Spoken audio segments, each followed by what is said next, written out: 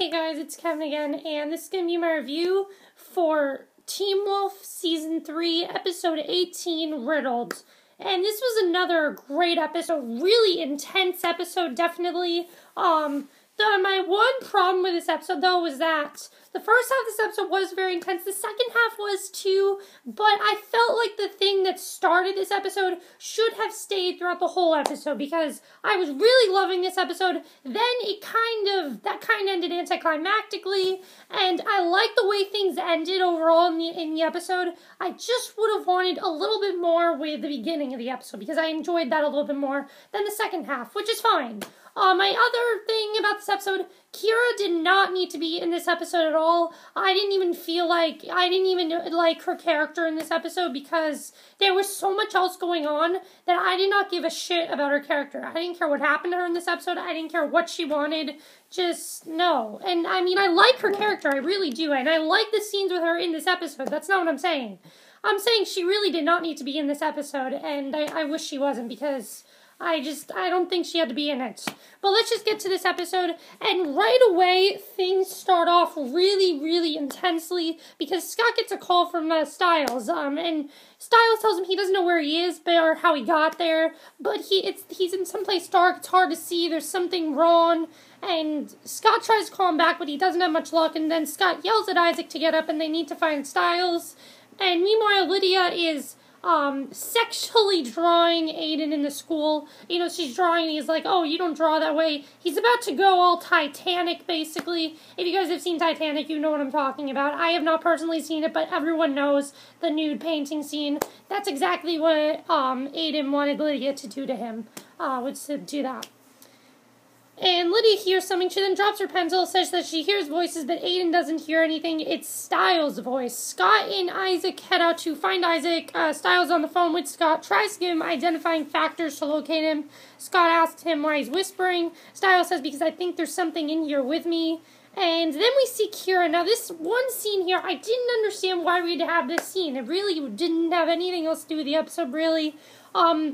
The bulb in her lamp, though, is dead. She touches it, and with her powers, puts some energy back into the bulb. But it flickers out and dies. She calls for her mother, asks for a new bulb. Before her mother walks in, Kira's energy breaks the bulb. Kira's mother asks her daughter what she's done as her mother goes to change the light bulb. Some sparks very briefly fly out of her fingertips.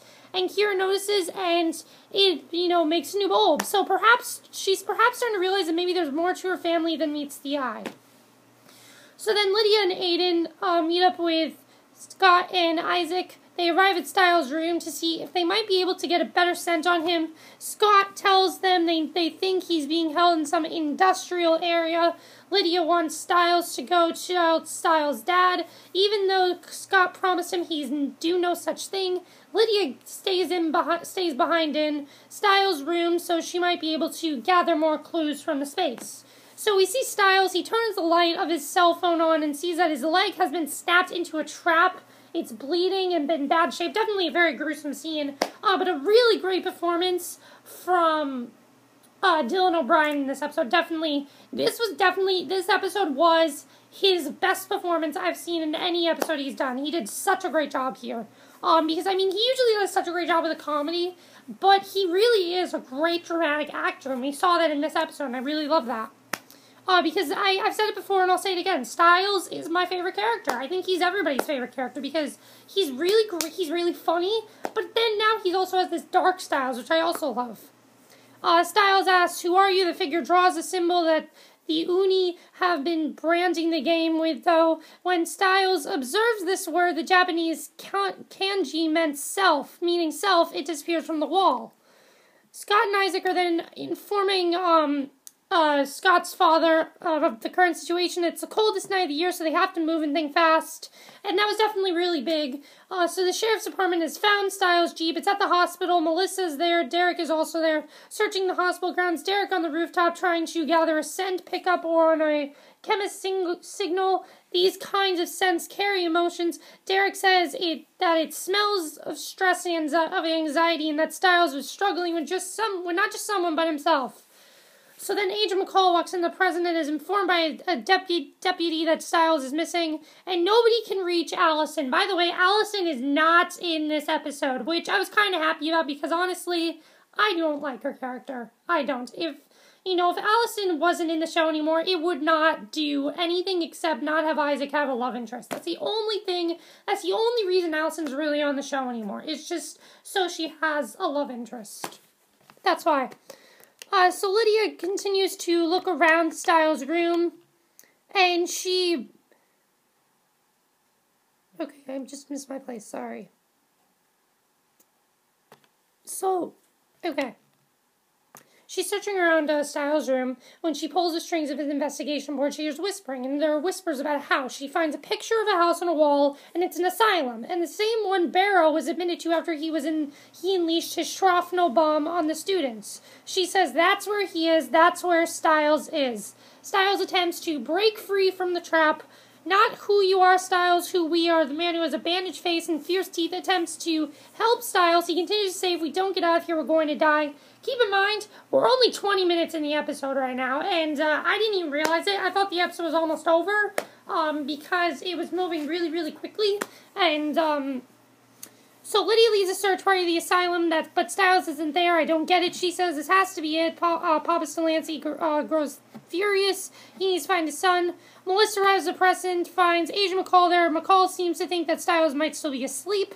He thinks he might know where he is, and that this place he thinks he's in an industrial area that smells bad is actually just a reality his sleeping mind is fabricating.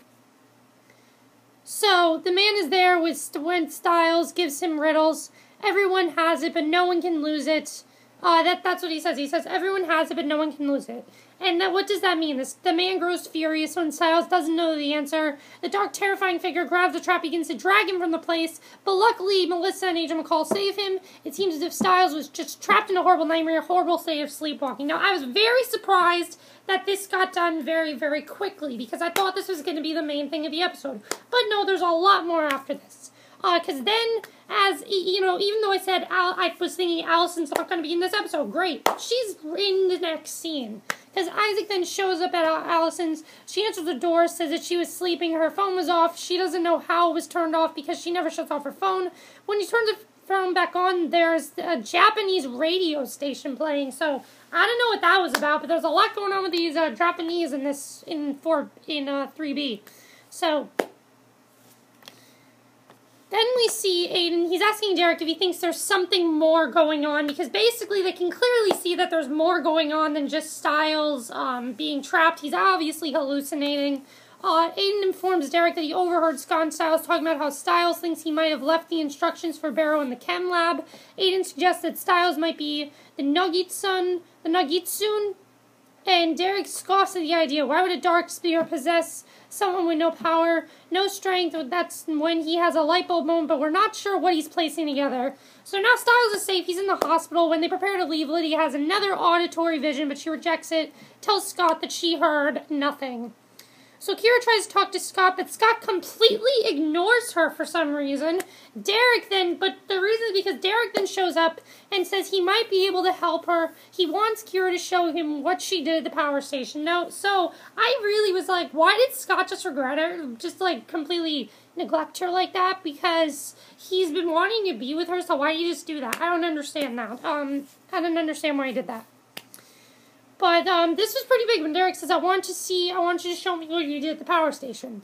So Melissa talks with Sheriff Zelinsky about the symptoms Stiles has been experiencing. He already knows what she wants to tell him, that he's going through the same thing his mother went through. And he says we should run some tests, and that's exactly what they decide to do. So they decide to run some tests. So at the power station, Derek finds Stiles' baseball bat. It's magnetized. Derek seems to be putting some stuff together. He wants Kira to tell her everything she knows about Foxfire. So then Allison and Isaac go to visit Kira's dad about translating the Japanese left on her phone.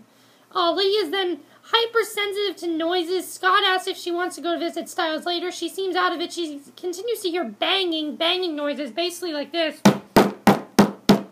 That's what she heard over and over again. She's hypersensitive to the world, basically. So we don't know what's going on with Lydia, but obviously something more is happening to her, and we don't really know what it is. So I really like that about her plot, that we don't really know what's going on with Lydia, but whatever it is, it's not a good thing. So Styles is then, he's going through some tests, an MRI. Scott's there with him. Styles reveals they're looking for frontomental dementia. It's what his mother had. There's no cure. Scott tells him that, but if he does have it, they'll do something. He'll do something. Then Kira arrives at the hospital with Derek. She's afraid to go inside with him because Derek is about to reveal his genius idea to Scott. Derek thinks that Beryl used the foxfire generated by Kira to jumpstart the dark spirit resting in Styles. Resting in Styles. So Derek finds Scott in the waiting room. Derek says that he took Cora back to South America, and he also reveals what he learned from his mother. This was definitely something what we want to know. What was he so horrified about? It turns out that his mother actually told him that their pack had always watched over protected Beacon Hills. Also, I like getting an update about Cora because we have not heard about Cora since the mid-season finale. So I like that we got an update about that, and also what happened with his mother. I like that we did get that. Derek says that Beacon Hills needs someone like Scott to protect it. Scott says that Beacon Hills also needs Derek. So Scott has a light bulb moment. He thinks that Styles was struggling on the roof of the hospital to stop himself from doing something. And then on the hospital roof, Scott and Derek find a back of electrical clamps and a fraying electrical wire. So Styles is in the MRI machine, withering back and forth loudly. Lydia is somehow hearing these noises as well. It's still the noise. That's the same noise. She sits in her car with the music blaring, and she screams. So, I don't know, we still don't know what's going on with Lydia. The doctor then examines Styles' test. He reveals that certain areas of Styles' brain are atrophying. In the MRI machine, Styles grows anxious. He shuts his eyes and journeys into the strange reality where the bandage-faced man is. And here we get the best scene of the episode, in my opinion. When this scene came on, so intense, so dark, I was so impressed by this scene. It was so good. The figure said that if he answers his riddle correctly, then maybe he'll let him go. And, that was the same answer that he asked him, the same question he asked him before. Everyone has it, but no one can lose it. What is it? So Styles answers a shadow, and then the bandage man unwraps his face, and it's, of course, Styles. So there are now 2 Styles. And Styles wakes up, the MRI machine then shuts down, and the hospital loses power. And everyone goes into panic. So, as Styles laces up his shoes, the hospital goes into a state of panic. The elevator doors open only to reveal Kira's mother. Dark Stiles looks noticeably afraid. She says it's just because he's hiding within the form of a teenage boy that it won't deter her from doing anything, from doing what needs to be done. The Uni appear by her side. If the Uni won't be able to stop you, she says, I know someone who can. It then appears that Kira's father somehow controls Uni in what seems like an effort to make some Nuggetson dark spirits who possess mortals don't walk this earth. And that was definitely pretty big, so I'm thinking that maybe Kira's parents are actually the bad ones. We know Kira's good, but what about Kira's parents? So we then get a glimpse of Kira. She approaches the hospital, notices a power station on the roof, basically exploding. A wire whips straight down from her, but before we can see if she makes it out, the episode ends. So, that was your episode for you. And you know what? I really enjoyed the episode. There are a couple things that I do want to say about this episode, though. This episode kind of felt like it was 2 separate episodes.